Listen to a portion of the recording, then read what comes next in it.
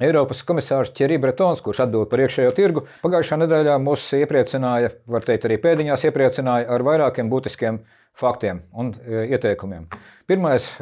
fakts ir tāds, ka viņš ir ticies ar potenciālo Amerikas prezidenta vēlēšanu uzvarētāju Trumpu, kurš Bretonam, komisāram, pateica, ka NATO ir miris, Amerika Eiropai palīgā nenāks, un ar to tātad ir jārēķinās. Atbildot viņam, Bretons izteica satraukumu, un šis satraukums izpaudās arī viņa priekšlikumā tālāk Eiropas nākotnē